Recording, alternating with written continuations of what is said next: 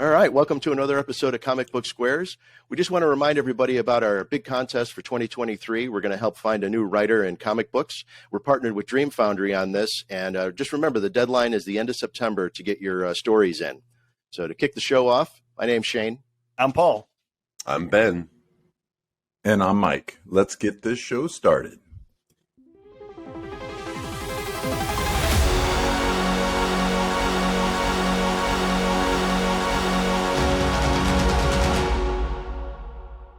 All right, welcome to another episode of Comic Book Squares. We've got a great creative team with us today. Please introduce yourselves and tell us a little bit about your book. Hi, I'm Sarah Gailey. I'm Sarah Gailey. I'm it. I'm an author of speculative fiction of all lengths as well as nonfiction, and I have the enormous honor and pleasure of having been recently working with one of the best artists working in comics today, Liana Kangas, on Know Your Station, our original series, which we developed together with Boom Studios, and it has been one of the great pleasures of my creative life. How am I going to top that? You should have gone first. Yeah, that's true. Hi, everyone. I'm Liana Kangas. I'm a full-time comic artist and illustrator, and I, too, have had the pleasure of collaborating with Sarah Gailey, incredible writer, which I read their work all the time. It's amazing. And I do work like this series Know Your Station for Boom. I've also done really cool things for Star Wars Adventures, Star Trek covers, and my own series like True Cult at IDW and She Said Destroy at Vault Comics. Both Awesome. of which Super busy. That's series, awesome. both of which series I can attest are absolutely phenomenal. Very Take nice. that. That's awesome. Well, I mean, I can agree with both of you. The writing and the art on this series is just fantastic. I had a chance to read issue 1 today just to get prepped for the interview, and yeah, it's just wonderful stuff. I love the world building that you were able to put together. I'm super excited to see where it goes. I'm going to go ahead and pick up the other issues that are out so far. I think you're up to 4, right? Yes. Yeah. Mm-hmm. Yep. And the artwork is really, really amazing as well. I loved all of it. I was hooked. Yeah. Thank you so much. It's crazy. So we usually we'll get an issue or so, to like kind of prep for interviews. And then I read the first one and then I immediately went and bought and read the other 3 because I had to see what the heck was going on. It's so good. So for our viewers and listeners, you got to go out and pick up this book. Mm-hmm. If you like sci-fi and mystery and comedy, which so far talking to Sarah, I can see how you write comedy too, because you're just as funny in person. But the comedy, it's such a good book, and the artwork really brings it all together. It's just beautiful artwork. Especially, I loved with your team. I can't remember the letterer's name. There's a particular scene where the main character is coming off of drugs and is trying to was going through the withdrawal symptoms, and between the lettering and the artwork and everything else going on, I was feeling all discombobulated too. I started noticing the lettering moving around. I'm like, wait, was that on purpose? And I had to go back and look around and then realize what was happening. So it's such a phenomenal job by the entire team. We loved it. Yeah, our team is incredible. I mean, obviously Liana is like a complete brain genius, but we're also getting to work with Rebecca Nalty on colors, which is I don't know, I feel like I fall in love with the inks, and then the colors come in and I fall in love with the colors separately, and it's just this incredible fusion of very hard won skill. And then Cardinal Ray is one of my favorite letterers. I just love getting to work with them, and I love dropping little notes in the script that are like, can you make this seem crazy? And I just always know that Delivers every time. yes. That's a common never script misses. note. Yeah. That's awesome. Oh my gosh, I love that. The back to the letter, and Shane will probably laugh because since our first episode, I don't know, I harp on lettering as a big important part of the overall story in comics, the artwork. Yeah. And that's one thing I loved about this too, bringing in the Saint Bridge, Saint Bridge. I always say Saint Bridget or Bridge. Yeah, Saint Bridget. Like their voice is one way, and then like I said, the withdrawal symptoms, like all of a sudden everything gets crazy, even in the lettering, and and then even when the cops talking versus our main character, it's just a phenomenal job there with that. I love that you celebrate lettering because I am such a lettering freak myself. I have been like taking some time off of writing for the last couple of days and just binge reading graphic novels, and the letterers bring so much flavor to the story, especially because that is where you engage with the narrative in the most prose-like way as a reader. And the letterer has so many opportunities to inject tone into your brain. It's its own art form, and I so admire the letterers I get to work with. I also get to, this is slightly outside of the Know Your Station project, but I've been getting to work with Ed Dukeshire on Buffy, who is like a powerhouse letterer. This guy letters everything. And getting to see both Ed and Cardinal and just the way that they work differently and what they bring to the page has been like, it just makes my little terrible shriveled heart plump up. It's like, I love that you said it's an art form, because like for me, it's one of the few things that I haven't done in comics yet, but is like my goal to eventually do. Like I've lettered some of my own work, but I don't count that per se. But I think every comic writer, every artist, like should learn how to letter. Like it's one of those steps that is like so underrated in terms of how much expertise goes into it. And especially Cardinal's like so insane and like works collaboratively so well with like me and Rebecca together, and just fully just delivers every line that Gailey has written that is so perfect. Yeah. That's awesome. Yeah. Yeah.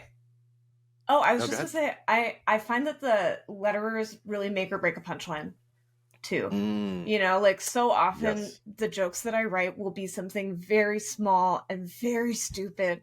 And the letterers will be like, okay, if we put this, just surgically insert this one word joke right here, it'll land.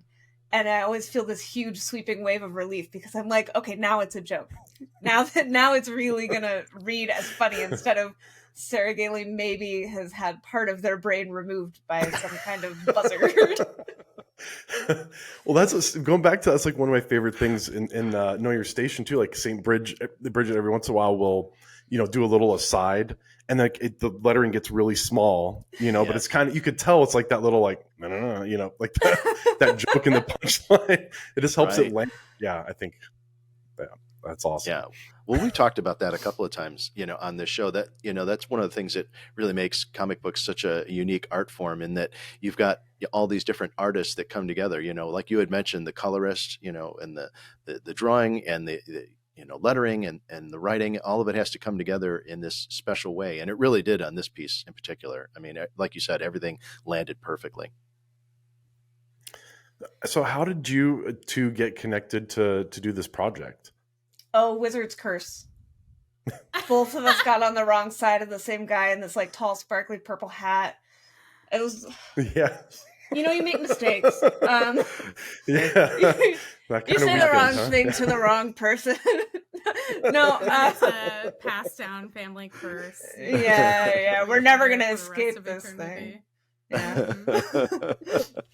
No, our editor, our genius editor, Elizabeth Bry at Boom, connected us for this project. I remember talking to Elizabeth, and they were like, hey, there's this artist who I think will be really perfect for this project, and I think you two should have a conversation. And we got into a meeting, and I got out of the meeting and I just was like, oh, if I don't work with that person, I'm gonna scream forever. Like, well, That's it's awesome. true. So I'm just trying to hurt you. It's like the long con haul. I got I might have said this a couple times before, but I got the email that Elizabeth had this pitch. So Elizabeth and I, Elizabeth originally brought me onto the Star Wars Adventures that I worked on, and I was like, oh, there was a transition to a different company, and I was like, I wonder if I will ever see Elizabeth ever again. And then out of nowhere, like near my birthday, I got this email from her, and I was like, yes, this is a great birthday present. But then I read the pitch, and it was Sarah's first pitch, and I was like, okay, while I'm waiting for this meeting to happen, I'm going to read some of their work. And I actually had like a little vacation, so I read The Echo Wife, and I was just like, Am I ready to work with someone so prolifically good? Oh no. But I was like, I have to take this. This is the perfect project for me. So it worked out great. Nice. Oh man, That's so cool. So just curious, where did the idea for this story come from?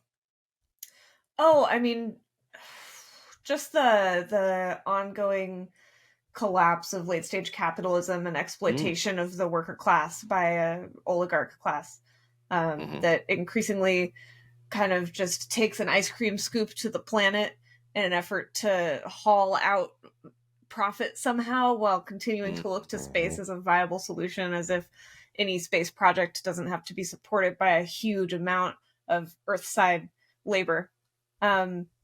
Just like little stuff that you encounter day to day like that. It's really not a fictional project. It's very much based on, the billionaire dream of going and living in outer space or living on Mars, which is absolutely a fantasy. And so many people, I remember when I was like thinking about this project, it was a moment when a lot of people who really, really, really want Elon Musk to add them to his top 8 on MySpace were saying like, no, this is going to save everybody. And it's like, no, it's not. They're not going to save everybody. They're going to, at best, give us all really exploitative jobs supporting their ongoing life of comfort and luxury and exploitation. So it's that. And then also, like, I just think it would be nice if some people who engage in that type of exploitation were to get horribly murdered. I just think it would be cute. I think that if all their skin got peeled off and made into a little outfit that like I could wear around, I think that would be really fun for everybody. Wow. Move out of the way, Grimes and fashion. All right. Yeah, okay. Like, I just think it would be neat. I think it would be just like a little funky, fresh, rootin' tootin' good time. And and so this project came out of that desire to just have fun. Just everyone have a nice time. Yeah. Dreaming, perhaps. Yeah. Just a little sparkly fantasy. Oh my gosh. Wow. That's So fantastic. I love that. Whose idea was it for some of those books I've seen in the background, like Atlas Vaped, or what was my favorite was maybe we should give it a shot, or maybe we should try it, an analysis of the Hunger Games, so based on where the story came from, did you throw those book ideas in there, or was that your input, Liana? Oh, that was fully Sarah. Fully Gailey. Full Gailey status.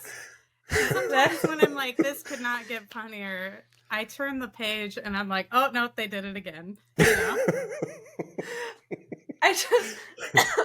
That's the kind of gag that I really love because, it's small. It's not integral to the plot. It's just a fun little treat for us. And I'm always like, I sure hope this can fit on the page. Oh, I love Elizabeth. Elizabeth makes sure it fits on the page. Oh my gosh. Always like That's background fantastic. gags. That's when I started really digging in the panels and being like, all right, how do we make sure that this heinous thing that we really need in the background still fits? We do it for the bit every time. Yes, absolutely devoted to the bit. Mm-hmm. No, I love it. She's like in a room with like corpses sawed in half and their spines hanging from the ceiling, and here's a couple of cool funny books that I was reading in the background by George H.W.X. Bush Cheney. Okay, high key, that name is my favorite joke in the whole series because it's Bush hyphen Cheney is the last name, and I was picturing like the Bush Cheney wedding, and just like the biggest concentration of war criminals that you can get in one place, and like just what a cursed event. Oh my And the argument in that it is a hyphenated name and not one takes the other. No, of course it would be hyphenated. Yeah. Oh, that's good stuff. That was so funny.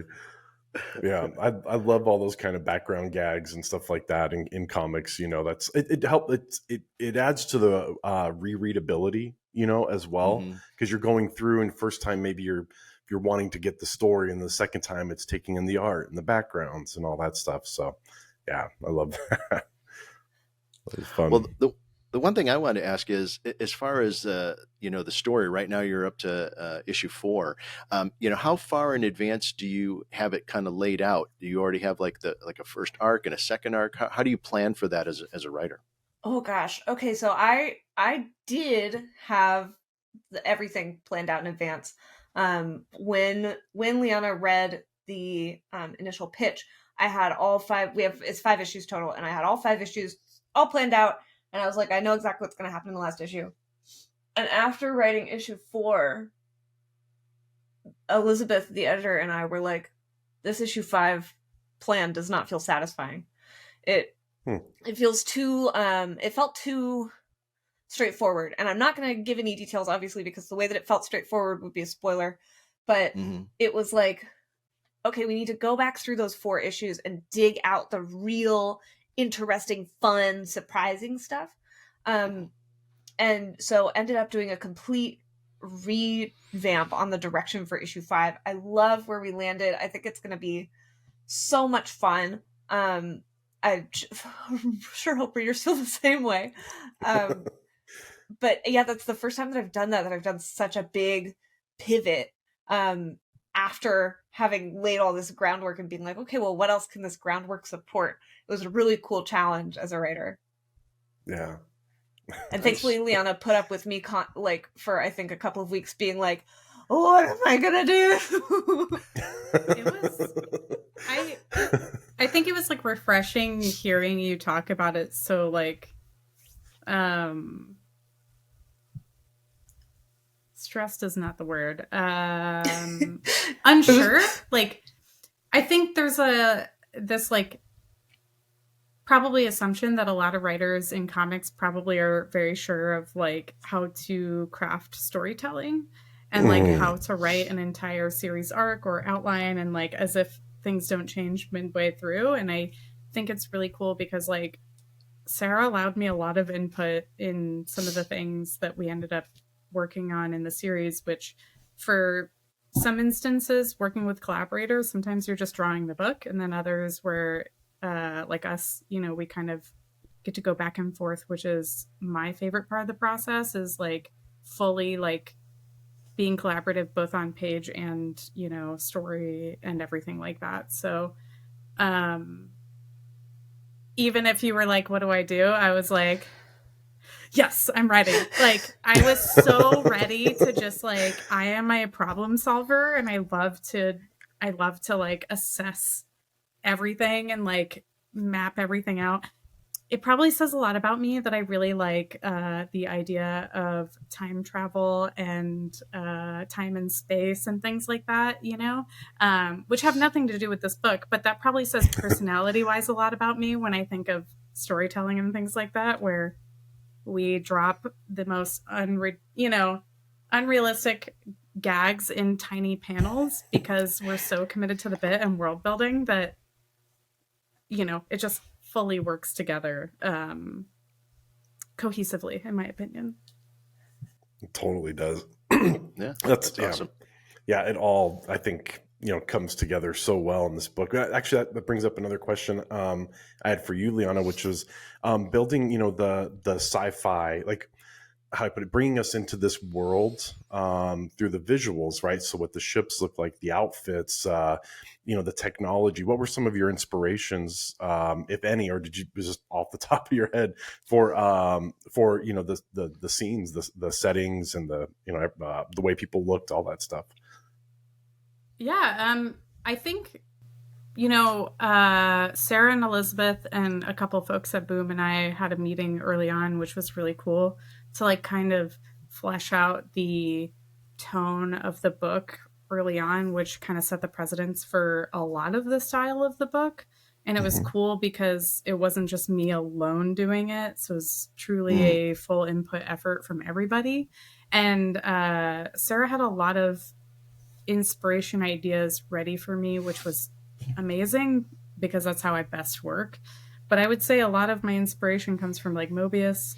And Oh yeah, you know, I've worked with like 2000 AD a lot. So like The Brink, I would say is like one of my favorite books of all time that I wouldn't necessarily say I have a lot of influence from that, but I like sci-fi so much that I was just trying to make sure that we had a very different, very approachable style to the book, but was still completely different and had like interesting silhouettes to the characters, and you know, had a lot of diversity, which was important to both of us. And things that also made sense, like the dye of the uniforms for the workers, you know, wouldn't necessarily be bright, you know, jewel tone colors because pigments like that cost a lot of money. And like Sarah and I went back and forth on discussing things like that among the first couple meetings. So it was really cool because we were both like clearly on the same page, and any notes I got were, this looks amazing. So can't complain. Yeah. I think that's so awesome that you went through that detail to think about the dyes of the uniforms. I think that just shows the commitment to the work. I absolutely love that kind of detail. It's fantastic. It was so much fun to get to dig in on that level, especially because like even the things that we discussed that didn't necessarily make it to the page, I think really inform all of the tone of the art in different parts of the ship. And when you're looking at different people, I can look at someone and see like, oh, we discussed, you know, where this person sleeps, and you're not seeing them sleep, but you can see it in the way that they move and the way that they look tired differently from someone from a different part of the ship. It was really cool to get to build that kind of from the ground up with Liana. Yeah, what's crazy is like there's definitely a limitation to monthly comics that I wish we had. I was just telling Gailey this the other day. Like, I wish that this was like a second arc already, because it was like there's so much that we have in our brains, or that's untold in my wish list that I wish I had time to draw. You know what I mean? Like, there's just, and I'm sure everybody wants that in some, like, their favorite series. Like, I wish there was a spin-off series because I want to see more of X, Y, and Z. And I'm already like, as a creator, I'm like, I could do this again. Well, that begs the question: is are those ideas percolating? I know you got to finish up. Issue 5's coming out soon, but are ideas percolating around possibly revisiting? Oh, I mean, we still have not made things right with that wizard, so I think we're probably stuck with each other for a while. A long time. Don't you have to You find can't the see this. little statuette? You can't see this below the line of the webcam, but we're actually in the same room, and we're kind of fused with one big mermaid tail in the middle. So I feel like we might as well continue to creatively collaborate, because we've got to Stuck, yeah. flop that thing around anyway. How do you think we draw such messed up stuff? We're truly the perfect friend for us. Yeah, it's all art as a reflection of the self. Yeah. Awesome. Well, I'll be looking for a conjoined mermaid in the next book. Yeah. I would check that out. Yeah. Yeah, that's too funny. I love that. I absolutely love it. Well, So, I mean, what were you going to say, Ben? oh no, I'm just gonna ask like what other stuff you guys besides Know Your Station. What other projects do you have coming down the pipe that you might want the viewers and listeners to know about? The only thing I have going on that I can talk about right now is my run writing Buffy. I'm writing a multiverse arc in the Slayerverse, in which Willow, who is one of Buffy's friends from the original series, has accidentally gotten the Slayer powers. I'm having so much fun with it. I've got issue 12 coming out soon, and the run is going to go a little bit beyond that. And then I'm also publishing an essay series about food and cooking and culture and identity at my blog, Stone Soup. Awesome. Very cool. I love Gailey's run on Buffy. Like, I bought it and started reading his Chef's Kiss. So I actually watched most of the Buffy series while working on Know Your Station, because I knew that Elizabeth was the editor for Buffy, and like I really enjoyed Buffy as like a teenager. But anyway, it was very awesome that I could watch it and, you know, resonate with both Elizabeth and Gailey. But I have prior to Know Your Station, I wrapped up True Cult, which is going to be out in trade in August. And I actually just had announced that my graphic novel with Matthew Ehrman at Mad Cave Studios is going to be, or is available for pre-order. And it comes out, I think, in August. It's this like coming of age, very depressing story about a couple that, it's actually an alien couple that decides that they might want to break up. And so if you're a fan of, you know, anime that's like, you know, weird, like, I'm trying to think, like Paprika or Evangelion or things like that, you might like it. And if you're a fan of sad, depressing Image comics, this is probably roughly the area for you, you know, because like Matt and I were fans of sad, depressing Image comics as teens and early 20s. So I think we really put our whole ass into that. But surprise, Rebecca Nalty is also the colorist on that book, which is really cool. And nice. Micah Myers is the letterer. So I have that coming out later this year, and our trade eventually, Know Your Station. Oh, and I also have a Archie short in Pop's Chocolate Shop next month. Nice. I would like to attest that graphic novel fucking rips. It's so good. It is so much fun. It's completely wild, and it's just got like it reminded me a little bit of Spider-Verse with the way reality moves in the world of the graphic novel. It was so much fun. That's a big compliment coming from you, and I might use that in the future. As one of my few friends that has read the advanced reader copy, that means a lot to me, and I'm definitely using that as a pull quote question mark. Like, ooh, I hope I wasn't supposed to not let anybody know that I've read it, because if that's the case, I just did such a bad job. No, you definitely can. 100%. Actually, I was going to say, Ben and Shane, if you want the advanced reader copy, I'm happy to send it to you. So nice. That would be awesome. Yeah, I'd love it. I love it. Well, apparently it rips, so I have to. I'd have to see it. So that's the full pull quote, right? Yeah. Well, you can do one from me that is it fucking rips, and then one from Shane that is apparently it rips. Apparently this rips. Yes. You heard it here, Mad Cave. Yeah. Front cover. Yes. Front cover. Oh my gosh. We'll send you a video clip, and we'll just have that on repeat in the video clip. Yeah, and you exactly. can share that out too. That'd be nice. Perfect. Too fun. We're basically publicists. Before we wrap up, Shane, do you mind if I bring up the Dream Oh Foundry? yeah. Go for it. Go for it. So this is really cool. So the viewers and listeners of the show, you guys have probably heard us talking about Dream Foundry and our comic script writing contest. If you follow us on social, you've seen that we're going to be speaking at doing a workshop at Dream Foundry's Flights of Foundry. That is their online convention for speculative creators. And Gailey's actually going to be a guest of honor there as well. Can you tell us a little bit more about what you're doing there? Yeah, I'm so excited for this.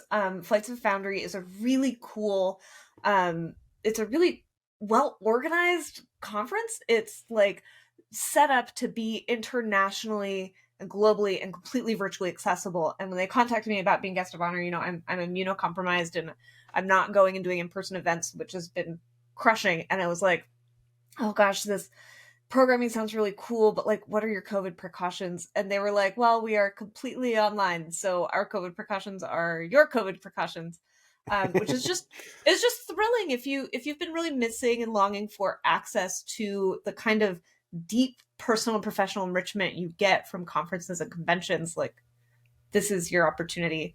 I'm going to be doing some really rad panels. We're going to be talking about writing. We're going to be talking about diving deep into theme as well as structure and like kind of the job of being an author.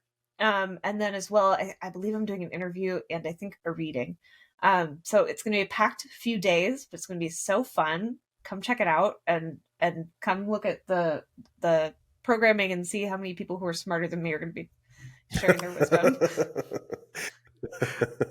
Well, we'll have the links to the Flights of Foundry as well as links to everything that all the different projects they were talking about early. So if you're watching the show on YouTube, check the description. If you're listening to us on the podcast, check the show notes. We'll have all the links there.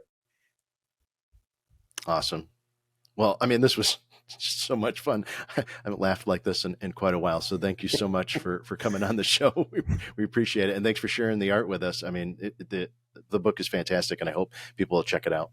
Thank you so much for having us. This was a blast. It's always a joy to get a chance to talk to smart, passionate people. Agreed. Well, and I'm really glad we set the bar high with the laughing factor. So good luck, everybody else ahead of us. Yes, absolutely. So you're just not as funny as our last interview. Sorry.